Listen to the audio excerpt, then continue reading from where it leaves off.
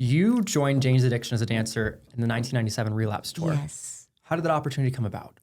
You know, they had an audition, which was at the Grand Olympic Theater, which is now a gigantic Korean church. Thank God. No.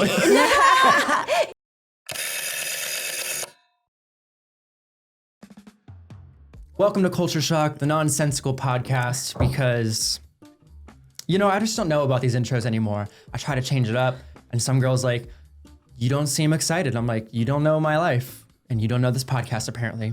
Today's guest, she is an icon. She gives lots of upgrades. Lots of upgrades in my time I've seen for VIPs. She is also a singer, a dancer.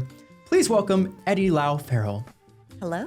Hi. Wow. I love the little bottle you're holding. I was going to make my podcast very wish, and this would be my wish. Would you like to do the honors and pour it in now? Because I am the festival fairy godmother, I grant wishes, so I'm granting myself a wish. So don't mind me. You should absolutely pour. It's cocktail hour somewhere. Yeah.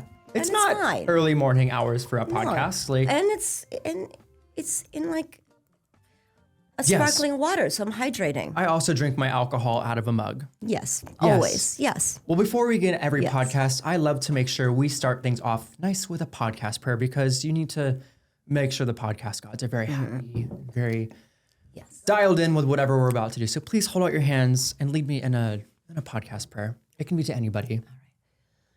Well, today for our podcast prayer, I'd like to think that the great Dolly Parton is watching over us, and she is happy and peaceful wherever she may be. Amen? Amen, yes. Too soon. Too soon. Gone. I was devastated. And Dolly we love. We do, so we love you, thank you. Oh, also, we forgot, there's another girl here. Yes. How dare us go on this whole time without introducing a proper woman in our peanut gallery? Yes. Sitting here, Casey Campbell. Hi. Hi, here you are. Rude.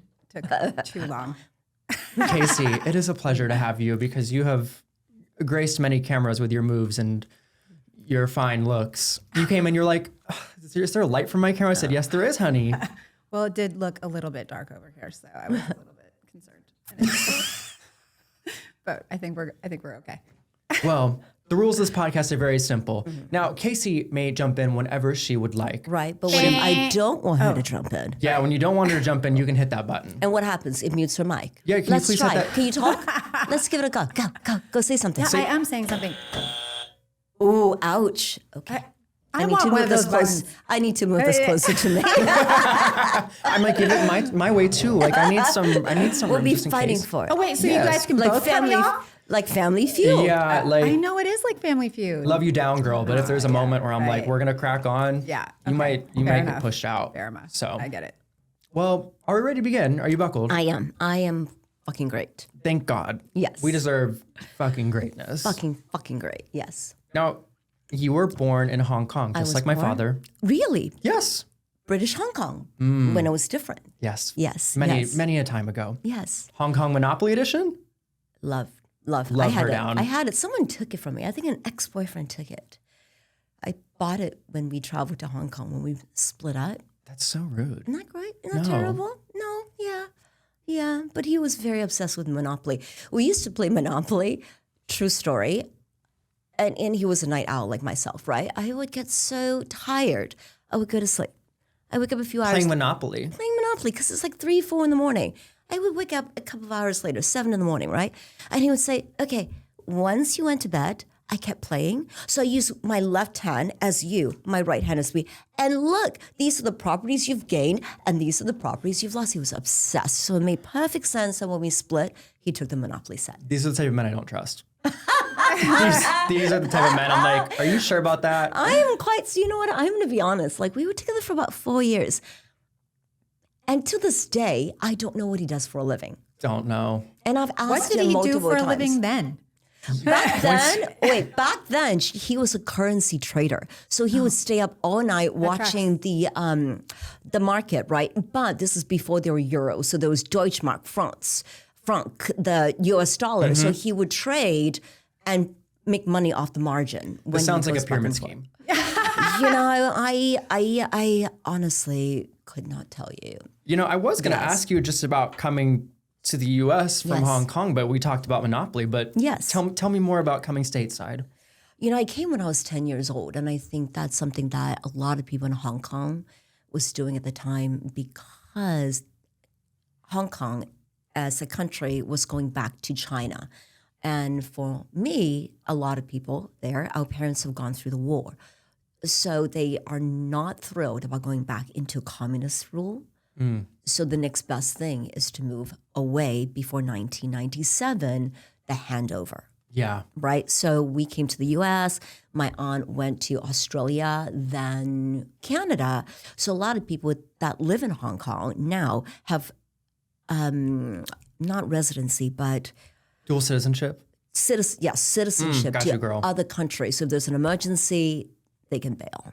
Okay. Yeah. Word. You've done very well for yourself for Yes. coming to the States, Yeah. Lollapalooza, your independent Yes. music work, dance. Like, we're going to get into all of it. Okay. But, I just had to highlight the bitches who come from Hong Kong. They know what's up. Oh, they do. And we work hard. It's a glorious country. Have you been? No. No. Actually, when I was 2, but I don't count it because, no. I don't remember. No. But, No. my dad sounds like a coconut. But, people who are like, oh my God, he's from Hong Kong. I'm like, coconut is what we refer to people as brown on the outside, white on the inside, because he came stateside. Right. He was a Right. teen. Right. Right. So, more on that later. Okay. Now, when you were growing up, what did you imagine your life would be like? Like, what was your dream passion? Not this. Okay. Not this. I actually thought that, honestly, I thought I was going to be a lawyer. Oh, what was that the cultural push in you? No, I just find it not doctor, professor? I just find it very intriguing. But then, and of course, there's this dream of fighting for justice and doing good. And then I realized as I got older, especially because Casey is a lawyer, amazing. Yes, she's done very well for herself. It's not, most of the time, it's people that you don't really feel like you should be fighting for, but you don't have a choice because it's your job. You know what I mean? And I also know that a lot of lawyers have said to me since that they didn't know that they'll be reading for a living. Facts. Is that true? Yeah. Yes. Speak on it. I did Yes. not expect that my entire day would be comprised of reading. There's a lot of writing, and then there was court time. But that is the bulk of it. I was a corporate lawyer, right? So Right. But that's I just wanted to do that. You said, I saw it coming. take her I out. knew it. You said, this is why I'm not a lawyer. Yeah. Right. Yeah. That's Hey, right. Yeah. exactly. Right. They talk too much. Yeah. Okay. No, you don't. But I just wanted to do it. Right. I'm just so jealous of that button. So, you go from wanting to be a lawyer to classical ballet. Yes, and I really, really loved ballet. Growing up, I loved ballet. I would go to the library and check out the books and read about the different ballets, and then I'd do the French technique, the Russian technique. Explain me more.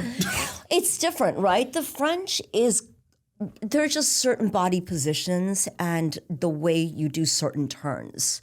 Where the Russian, they go a la second and the French sweeps around. It's just different techniques, right? It's freaky. I like it. Right. Right. Yes, always second, right? So, and I realized that I do have a talent there, right? And I pursued it and wanted to see how far it goes. And also, I really did not love what was happening within my family. And I knew that if I went the academic route, I'd be stuck at home a lot longer. But as a dancer, if I am good enough and I get the right opportunities, I can leave home immediately. Say less. Say less. I love an excuse to leave home on the right premises. Yeah. Okay. Anything? Comments? I know you were cut off earlier, Casey. Oh, am I allowed to talk now? You can speak. Sure. No, I mean the same as a dancer if you're young and you get the opportunity. I think it's it is that sort of sense of freedom of going to pursue your dreams Right.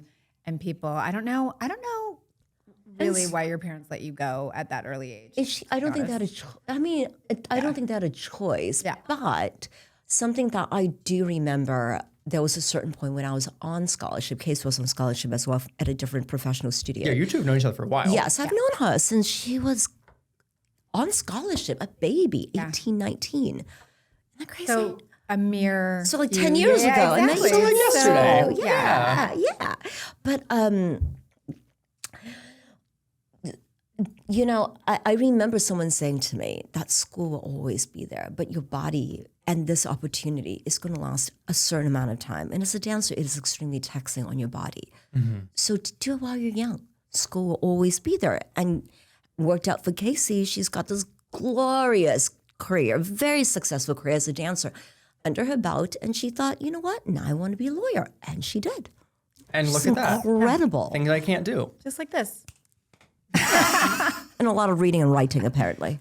So I want to talk about pursuing your dreams because you both have quite interesting careers, multifaceted. Yeah. So much. Now, you made your way to LA somehow, some way, through everything. And you dance with artists like Madonna. You dance with Ricky Martin, Bon Jovi. How do you go from classically dancing, as you have explained, Yeah. to working with artists in that capacity? That's a good question. So when I was 16 years old, I had a really terrible accident where I sprained my ankle, and my mom wasn't very quick to take me to the hospital. So a couple of weeks later, it basically ended my career as a ballerina, which was fine because I did keep going, right? And when I was at Cornish College of the Arts, I noticed that I just simply don't have the right body type to be a ballerina. Back then I'm 5'2", 5'3" on my resume, but really 5'2". You say that. I was 96 pounds and I was still not skinny enough. And I remember one day I'm eating this fucking bell pepper stuffed with couscous. You remember it vividly. I remember that moment of taking a bite and I thought, this fucking sucks. Am I going to be living the rest of my life eating this? And I don't even like bell peppers. I don't eat bell peppers, right? And so when I came down to LA, it was a comprehensive scholarship, really focusing on different aspects aside from ballet. And I also came in at a time when the musical trend was not so much of girls, like the Britney and the Christina, the Pink, they all came later. Right now, we are in a time of female forward artists, a lot of female artists, right? Our last festival, I would say... Give the plug. Lollapalooza. Lollapalooza. Yes. The 7 out of 8 headliners was a woman, right? Yeah. So it was very strong women. But back then, it was more like pop rock. And with men, they want girls. And I fell into a time when they want, a cutesy little thing in heels and a bra. I want to touch on your relationship, the two of you together. Yes. Former Pussycat Doll.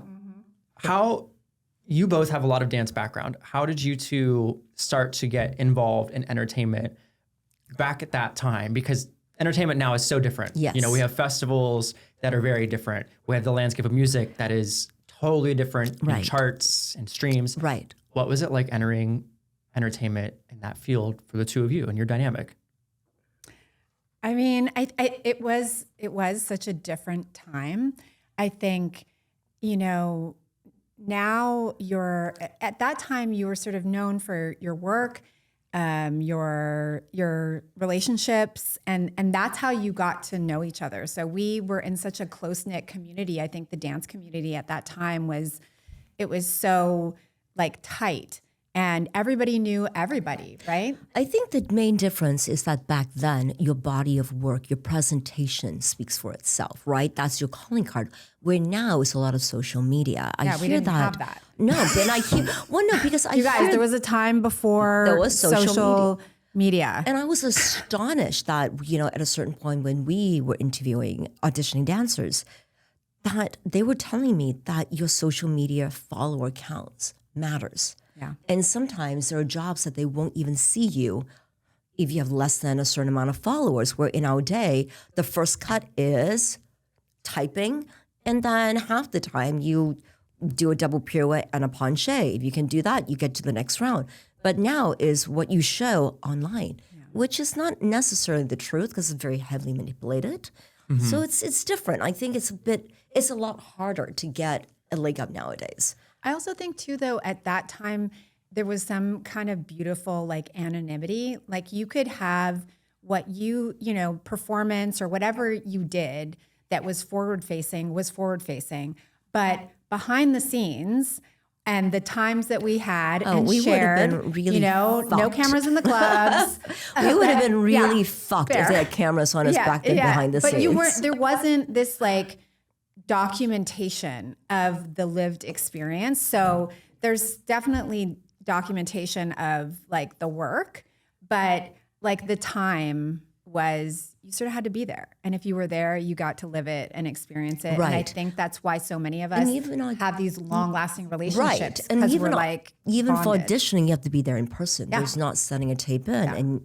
And I see a lot of my friends when they audition for like voiceover, they have to send in their video, edit it, and then they have to recut the video, the submission, and edit it again. It's a lot of work. Where back then you just show up and do your bit and leave.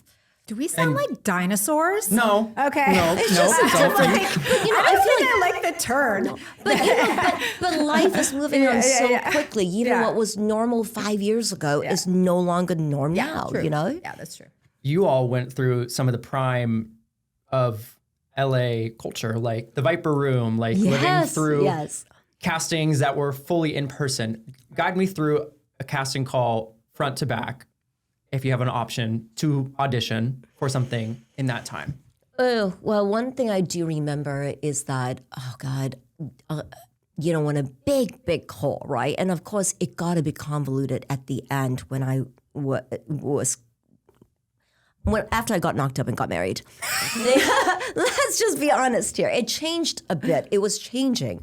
But back then, your agency submit you, right? And then they'll pick however people they want to see. But on a big job, they'll have these open calls, right? And I guess they do typing. So there's a cast, height, body shape, blah, blah, blah. And then what? And then you go into the next round, and then you get the people they've been there long enough, so they're direct callbacks, right? And then I've been to auditions again where if it's a technical job, they make you do some technique-y stuff, like a double pirouette, a penché. You make that cut, and sometimes they do freestyle, right? And then you learn a 4 to 6 count of 8 combination, run it through a few times, and then they just cut as they go.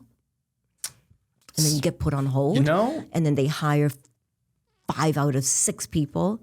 That was put on hold, and you're not one of them. I remember you, Gwen. Okay, all right. Shots fired.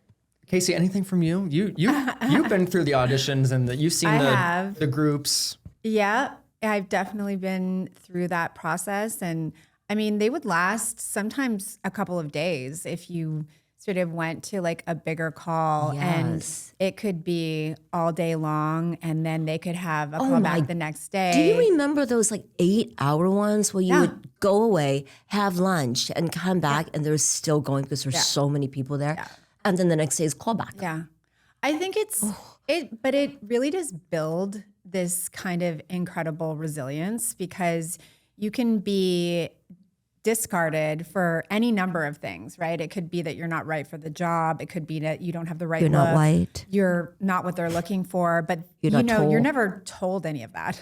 You're just cut. Or you're just. But you kind of know why, though, right? Yeah, and then you look at the but- people they hire. You're like, oh, I wasn't tall enough. I'm not.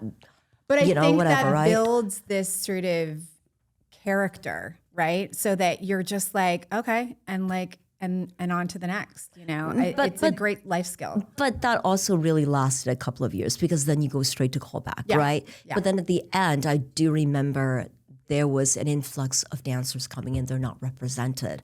And it got a bit difficult because they didn't have a lot of etiquette. So it got to be a bit of a battle, is what I've heard. I was raising a child by then. Yeah. Different time. Different times.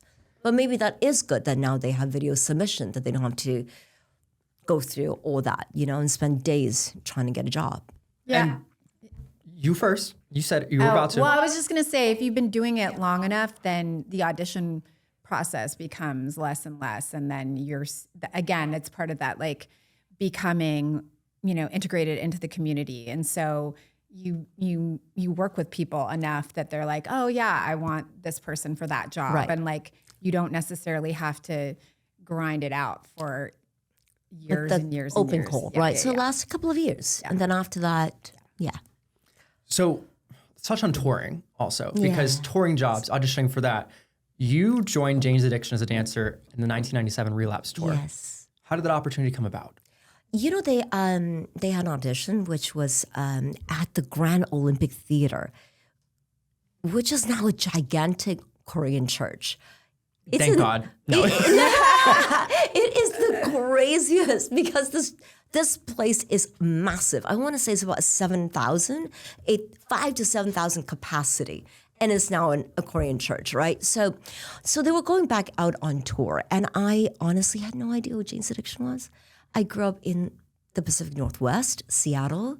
We had what we call the Puget Sound. We had Soundgarden, Nirvana, Pearl Jam, Skinny Puppy, we Name had them. the good bands, right? And Jane's was more LA driven. And I remember my agent at the time said to me, it is very, very important that you book this gig because you want to go to the show, right? And I didn't quite understand the importance of it, right? So I went in the first day and they hired a choreographer, which I thought was odd because the choreographer is known to do cheerleading. Tony Gonzalez. Oh. Right? Oh. Like he's just so clean. Yeah.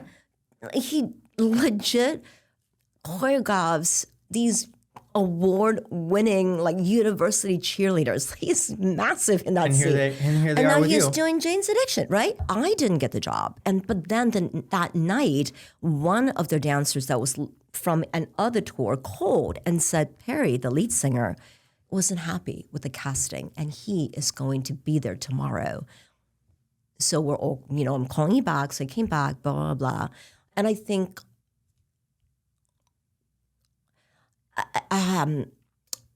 Perry, I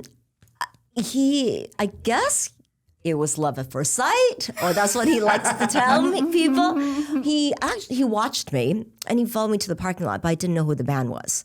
And I thought, okay, who is this? Who's this man? Follow me into the parking lot. And so I got into my car, I floored it, and I bailed. And his romantic version is so much different. His He's version like, I was is going to like, court I her. was so, and I saw her, and I just knew. So I chased after her. And, and he said the one thing is that he also wanted to see what kind of car I was driving off. Because Asian person, what if I was in a Toyota Tercel or a Honda Civic, like a safe Asian car? The way you just called out all those manufacturers. Right. But I had a Trans Am And with he said, T-tops. she knows. Yes. What's up? Exactly. And so I got the job. He pursued me through the tour, but he was very, very messy at the time. And, I was young. When you're in your 20s, you're invincible. You are fucking fabulous. You're worth more than what you think you really are worth because the world is wide open. Didn't need to deal with that. So he chased me for a couple of years. And a friend of ours, I was on tour, said to me, he still looks at you the same way from a couple of years ago. Can you please just go out with him? Can you please? I'm serious. She goes, can you please You're go like, with him so I twist my would arm. know in my heart, that I would know that there's nothing between you. I need to know. So I went out on a date with Perry and here we are. Damn. Good job. You're like, fine, I'll go on this date. Yeah. Well, I really wasn't interested at all. I think he was asking me out for a year and 9 months before I would go out with him. You know it to the year, the month. I do, because time Perry, zone. if you talk to him, you'd say it was 2 years, 3 years. He exaggerates. It was only a year and 9 months. It was only a year and 9 It was months, only officer. a year and 9 months. Exactly. We'll touch back on what you two have created as such a magical festival in a hot bit, but to speak some more on your dance experience, Casey, I'm not forgetting about you, I promise. You both have talked about how dancers are some of the most underrepresented and underpaid artists in the industry. Yes. Why do you think the industry undervalues dancers as they do?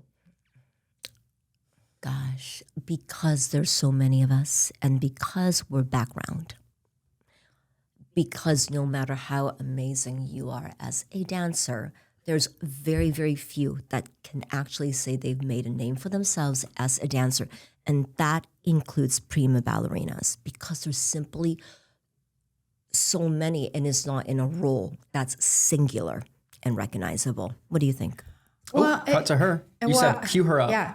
Are you sure you're not going to use your buzzer? I'm waiting. Well, I think it's sort of wild, right? Because you look at the contribution that dancers make to any show, right? Like how much it enhances a performance, how much it contributes to a movie or a video, or like it's sort of immeasurable, and yet it is so marginalized as being something that's vital to like the project. Yeah.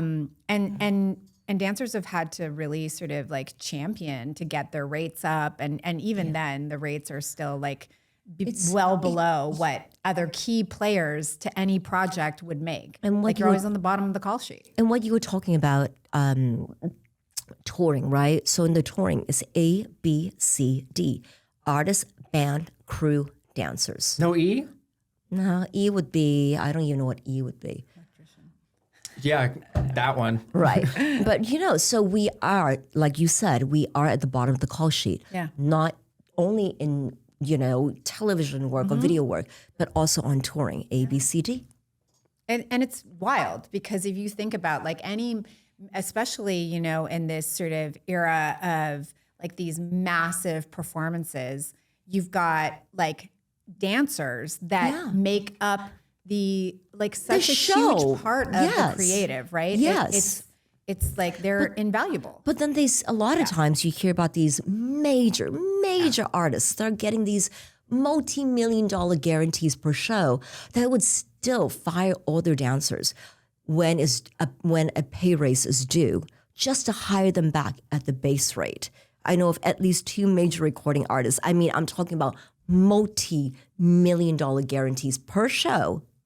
Rather than paying the $2,400, $2,500 rate, fire them to bring them back at $1,600 at the starting rate. Oh, the rates down to the... Well, this is a few years ago, so it. I'm quite starting to get paid more now, right? So, like, what's the answer? The answer is like there is no good reason for it, but it still remains. Right, but then if you all stand together and boycott, there will be other dancers from out of town. Oh, for sure. They're not in this tight-knitted dancer community that will take the job. Yeah. It's a no-win. Yeah. So, and I don't know if you know this comedian named C.K. Lewis, I want to say his name is. Mm-hmm. And he actually has a piece, a comedic piece about dancers, how it's the worst job in the world because your time is really this much before your body starts to fail. Yeah, and those knees, and you really have to love it. And I remember years ago, someone asked me, to speak to some young dancers, and I said to them, Stretch. Yes, always stretch is very important. But more importantly, there's going to come a day you're going to be hungry, you're going to be unemployed, cannot pay rent, trying to put together, unemployment, trying to feed yourselves, trying to pay rent, blah, blah, blah, right? And you're going to ask yourself if it's worth it. And the answer is, as I hit my mic, if you have to ask, it's not worth it for you. Damn. You have to love it so much that you cannot think of doing anything else. There's no plan B. And that's the only way. Because guess what? You're going to be hungry. You're going to be unemployed. You're going to be close to homeless. Right to camera. Right to you. No, right to Casey. Because we've both been there, So you eventually made the transition from dancing to a different aspect. Mm-hmm. You also pursued vocally initiatives. Yes.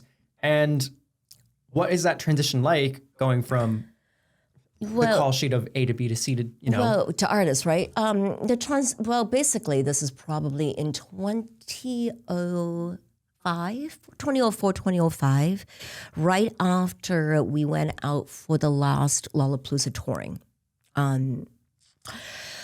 And there was an issue. Long story short, we were getting canceled. The tour was getting canceled. And to jump on top of that, Perry's band decided, I remember getting the call.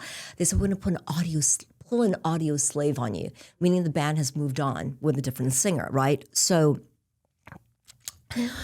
Perry was left on his own, and he was doing a lot of, he was writing his music, and I would bring food out to the studio, drinks, and he said, why don't you come in and lay some tracks down, because I need a background. And we find that I have a relatively good singing voice. We just found out this magically. Yes. And what works is our voice, when we do certain notes, we sound alike. We blend well together. And that started with us working on a record, which was Satellite Party, that was released on Columbia with Steve Lillywhite in 2007. I love the way you say 2007, 2005. I'm like, I know mark it my like days, so you can't ever fight with me because I remember shit. I always say 2000, but I want to hear 20. 2008. Oh, you say 2008, 2007. See? That's interesting. I never thought that. 2007, 2007. I don't know if I have a habit of saying it one way or the other. I kind of love your way. Thank you.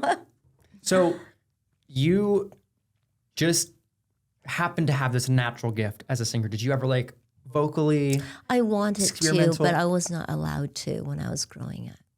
So only those who get it. Those who don't. Yeah, yes. I mean, I think my parents thought, my mom actually thought that if I started singing, I wouldn't grow to be very tall. Which she was, I guess, right, because I'm 5'2". But my parents are not that much taller than me, so I'm not sure what the problem was there. Don't know what happened. Right. Don't know what the mix-up was. Exactly. God, these genetics, come on, my genes. But yeah, and I feel that I do find a lot of joy in singing. And, through the years, I've really developed and I really have concentrated. So yeah, it's fun. It's a fun journey. Yeah. Casey, you've been real quiet back there. Oh, well, you know what? I think kind of what you were speaking about before, being like on the bottom of the call sheet and like, with the dolls, there was like that same transition of kind of being like a dance group into a recording group. And you do see the difference in how you're treated. Yeah. And there was certainly a marked difference like to like the the way that people view you and in many ways, like there wasn't that big of a shift sort of internally. It's more of how you're perceived. And how people treat you, right? You go from having to do your own costumes to somebody laying out your costumes for you, which by the way, once I transition to the other side, I always make sure to treat my dancers well. Yeah. As well as I like to be treated. Yeah. Well, I think that's because you've always remained close to like the heart of what it takes, right? Yeah. Like it's a lot of work. If you've been through it, you can't ever sort of erase that part of Etty is the type of person who will still even allow you an opportunity or give you an opportunity to re-experience that after you've long been retired. And she did that for me a few years back when I hadn't. And didn't it feel great? Do you remember what happened after I got off stage? They were touring and she was coming through Vancouver and was like, hey, do you want to like come up? Because I know that as a dancer, especially once you've transitioned to something I was a lawyer. Completely different as a lawyer. But there's that part of you that you want to, there's that instant gratification. As a dancer, you want to perform and shine and give. And I wanted her to have that.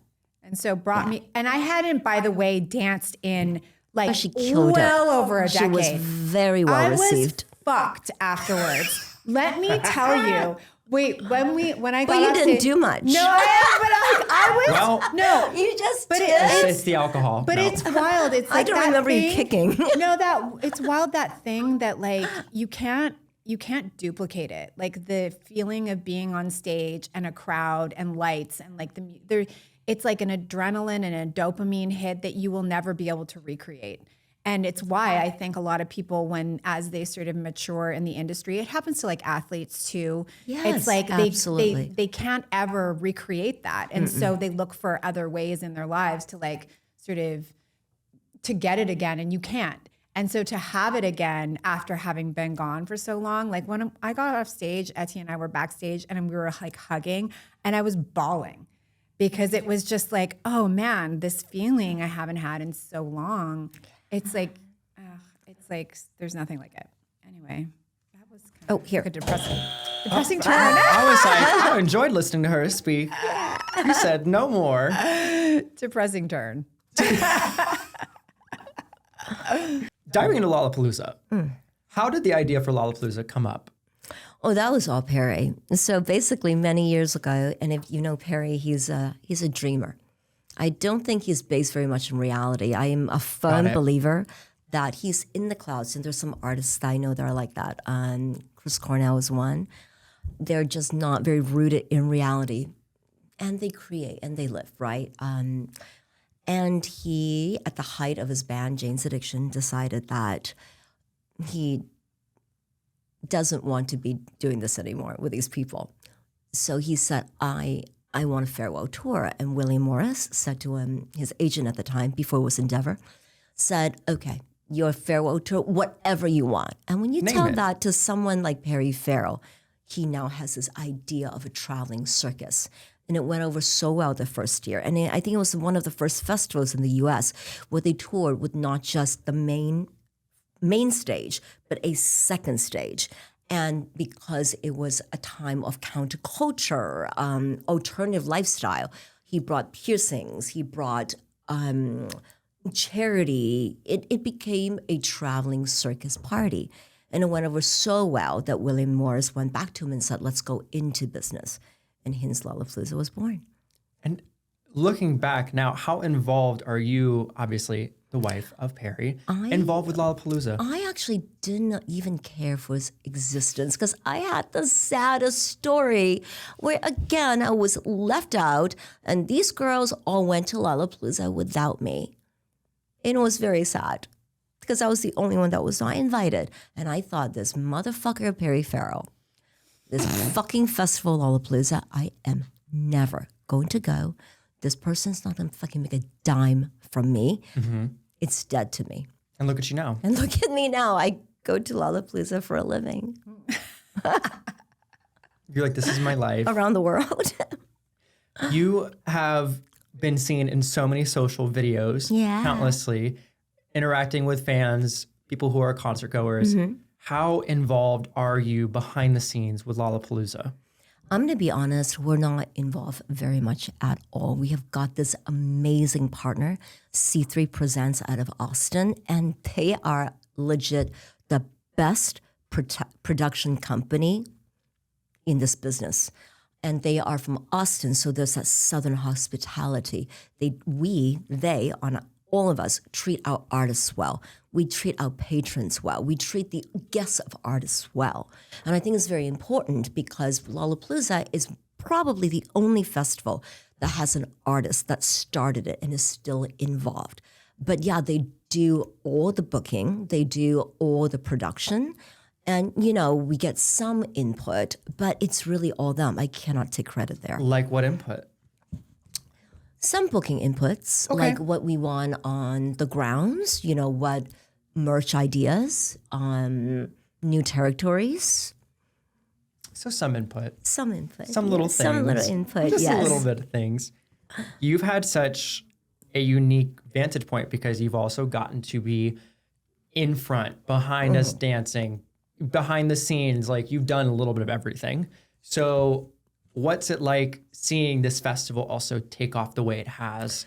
Oh, it's been absolutely glorious. Again, when we got canceled, we were dead in the water, right? So when we had the opportunity to go to Chicago, and the reason being that because Chicago is in the middle of the United States, 30% of the U.S. residents can drive to Chicago within a reasonable amount of time, and we're in Grant Park. They welcomed us. And I remember the first time we got the first Lala in Grant Park, I want to say it was 2005. We worked it through the city. It was in April, very short amount of time to throw a festival. When we did it the next day, the headline says, Success Palooza. Great. Grown men cried. And that was the rebirth of Lollapalooza as a destination festival. Yeah. Okay, work. Yeah. You are Lala Girl?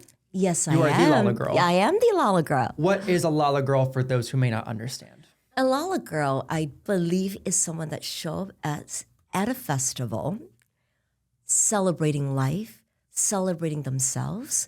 They are dressed to be their most authentic self, whatever that may be for them. Like I see boys coming in with these fabulous hairdo and outfits, and I also see girls dressed up kind of more rock and roll and, whatever your authentic self is. And they are here to be within other Lala girls and guys that are not judgmental, that are inclusive, and they're there to celebrate everything that's beautiful in their lives through music and with each other. And so all throughout this process, you Yeah. have been making music too. Yes, I Girl, how have. do you do it all? How are you doing all this? I was just saying I need a clone of myself. That'd be nice. I do, yes. Wouldn't that be nice? Think That'd about be- it, that'd be right? kind. You get a clone to do all the stuff that you don't want to do. And then you just do, basically, I was just saying to Casey about this, right? It is difficult, and they are right, about there's a separation between men and women, right? For a man, especially if you have a family, most of the time, all you have to do is get up, get dressed, you're on your own. But for a woman, you have children, pets, house, everything else, appointments that you have to sort out before you can get yourself ready. So we have to address that. I think women need to come together and change that. We're trying. We're trying.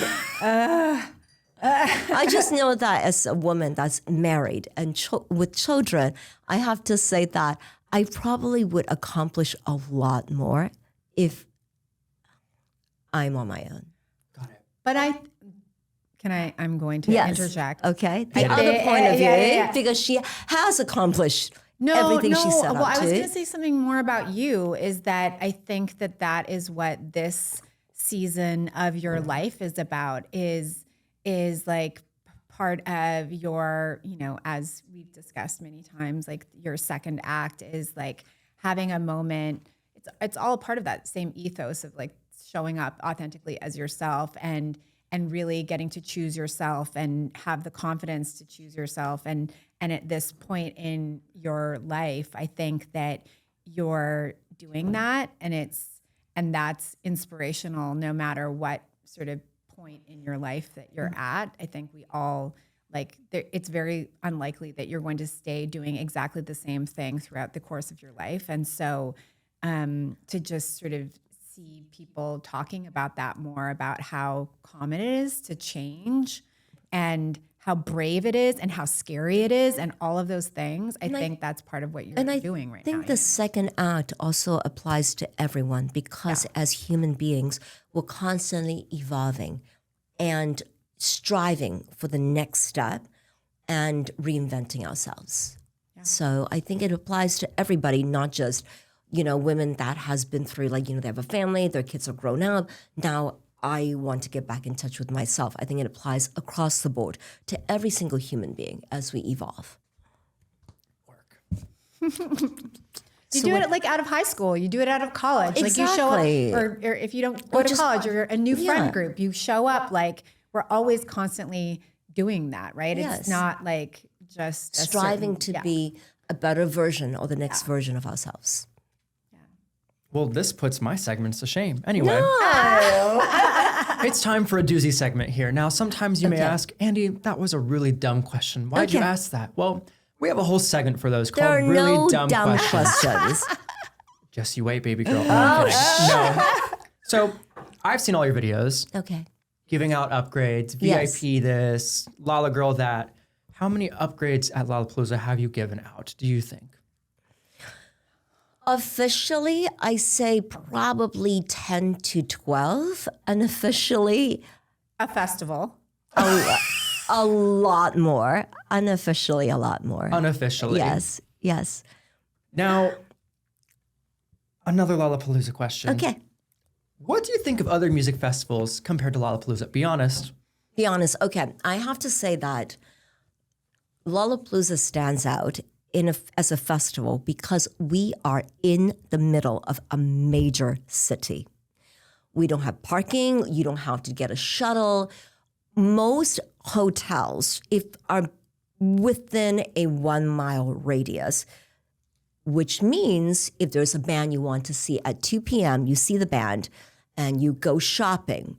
You go to have a dinner at a 2 Michelin star restaurant and then come back and watch the headliner. And that's all within walking distance. Speak on it. We treat our patrons well. And I've had people that's gone to other very big festivals and they would say, that festival was dead to me. Scalped.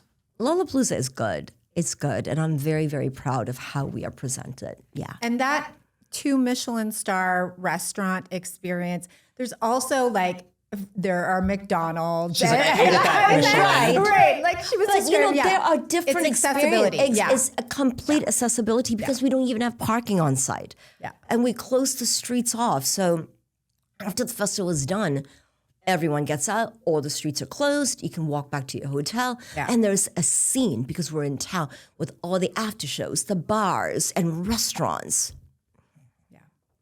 She really backed you up there. And you don't have to camp. I mean, you get to go home to a proper bathroom. You don't have to camp. Love a proper bathroom. It's important. Anyway. Okay. Question for you, Miss Girl in the corner. Oh, okay. Yes. Now, you were a former Pussycat Doll member. Uh-huh. Big group energy, and now a lawyer. What made you want to practice law?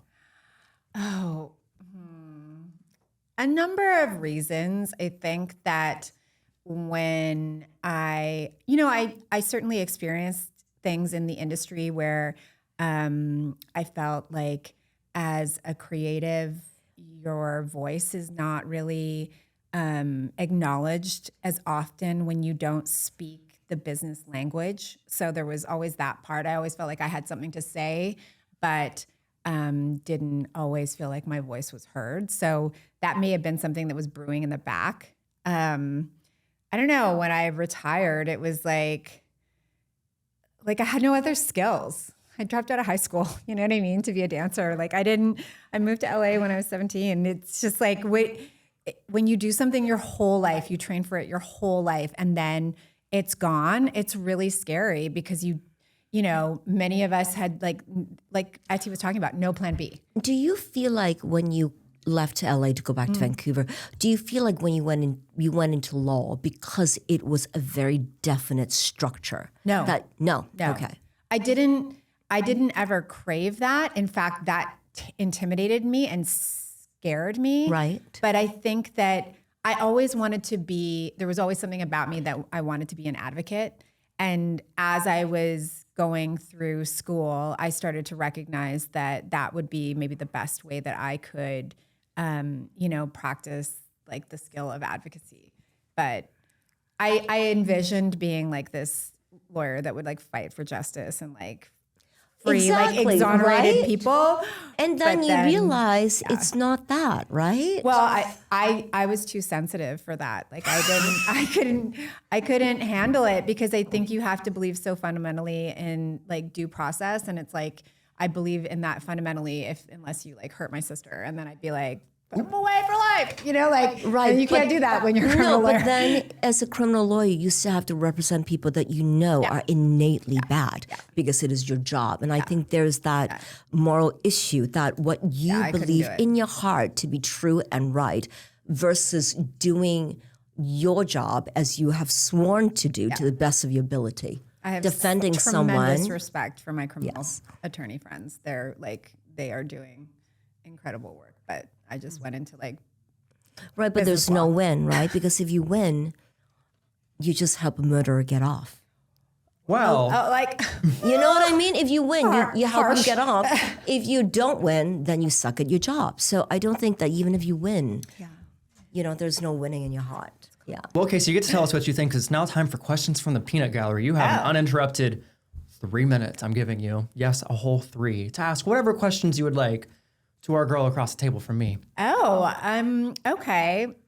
I would say Okay, how do you feel about this next chapter? Like, what are your feelings? Like, do you get, I know, I mean, I have a sense of what the answer is, but is it, I think maybe to tell other people, like I'm scared. The emotions. I'm scared because there's such a vulnerability in putting yourself out there. You know, I have lived the majority of my life, aside from when I was a dancer until I got married, of advocating for my husband, pushing for him. His success is my success. When they say behind every successful man, there's a woman, I am that woman, right?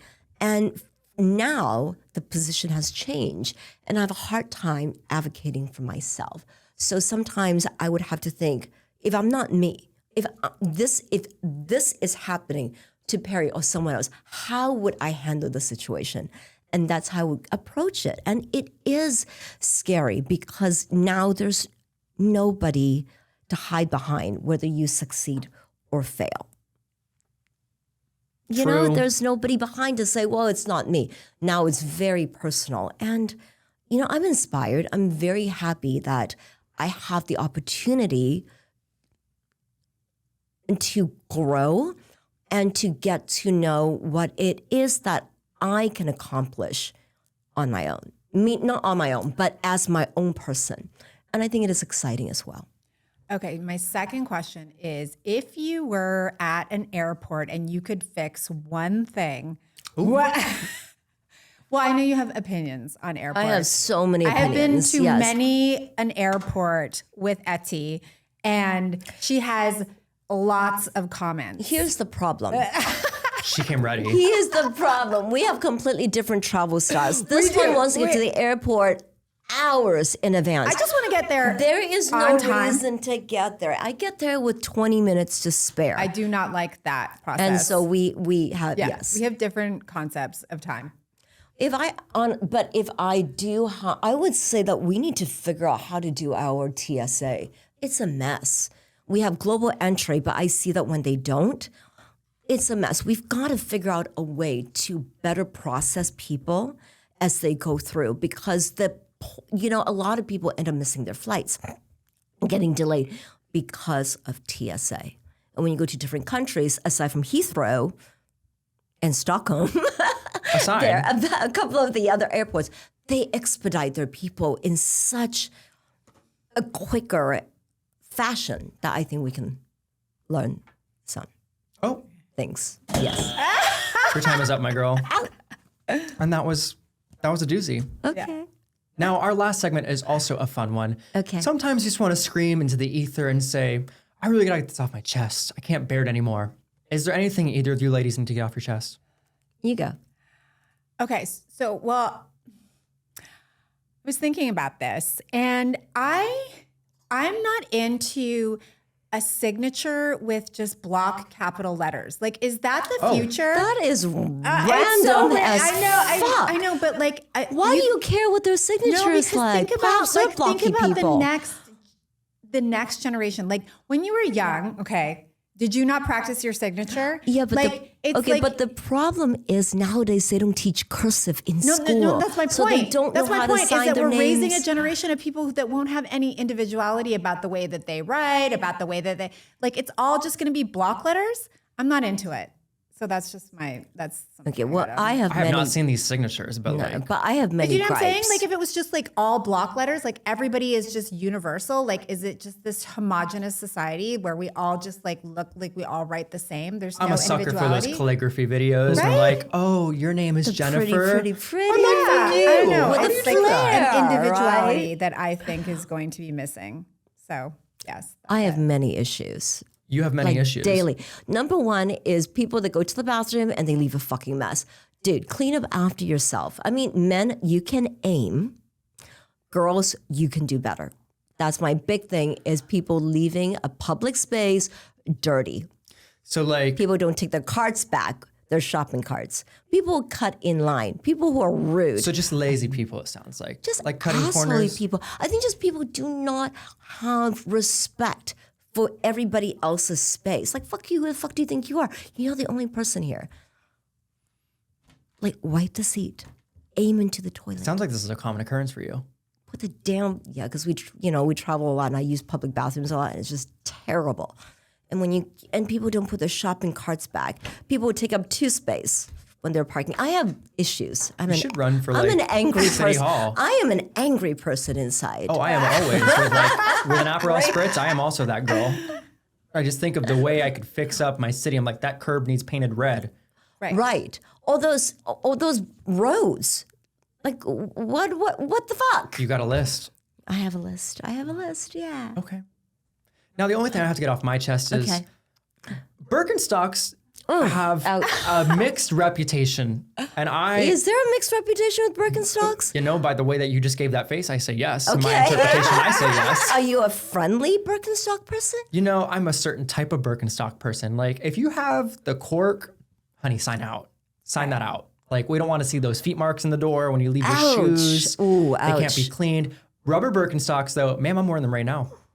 Oh. Yeah, look under that table. And they've also made a comeback. Those are kind of cute. They're kind of cute. They have made a comeback into like the high-end new stuff. culture. Yeah, not buying it. I am the laziest piece of But shit. are they comfy? Why do you think I'm wearing them here? Okay, well, guess what? You and Casey is the queen of comfort. I love that. But tell me this. Oh, that's another thing. People who do not dress up well when they go to the airport. okay. I'm looking at the one in the corner. She wants you to be, hold on. Yeah, I'm using my wait. She wants to be in a full heel, a hat, a blazer. That is not airport style chic for me. I'm in a track pants. Well, anyway. You have blue track pants, dark blue track pants. Yeah. With like the stripes, little buttons, and like black rubber shoes and a tight. Yeah. No, I'll Birkenstock my way through a plane. I'll Birkenstock my way through $42 for a rubber set, and you go through the You ocean. will not catch me in a blazer at an airport. There will not be that for me. I like no, blazers ma'am. though. I like a blazer. I like me a blazer. Do what you got to do then. What do you do? Well, how do you dress up when you go to the airport? You know, like a black hoodie, like my Birks, and like some pants. We can travel Cargo together. pants are much needed. You like your pockets. I love my fucking pockets. I love pockets too. Literally a pocket girl. And that's the thing. I think all dresses should have pockets sewn in. Oh yeah, that is It's a another thing. take. It Yes. is another Yeah. thing. You know, I recently found out that in like the olden times, they have pockets. They have, those dresses, they have slits in their skirts because underneath they have like these little pocket things that they tie in. Mm-hmm. So clever, right? Thank God someone's clever. 'Cause Pockets for dresses. oh, that's all the time we have, Should and be you get to mandatory. close it on pockets with dresses. Now, give it up. This is Etty's episode. Thank you for coming on Thank Culture you. Shock. Thank Thank you. you also to our peanut gallery today. Insightful. And tell them what's coming up for you. Anything fun? Well, we're working on new music with a producer named Grobax. So we have a few songs coming up. Aside from that, we're going to push for Lala Grow to go global, starting with Lala India. Oh, I see, because I'm Indian. Are you? Anyway, thanks for watching Culture Shock. We'll see you soon.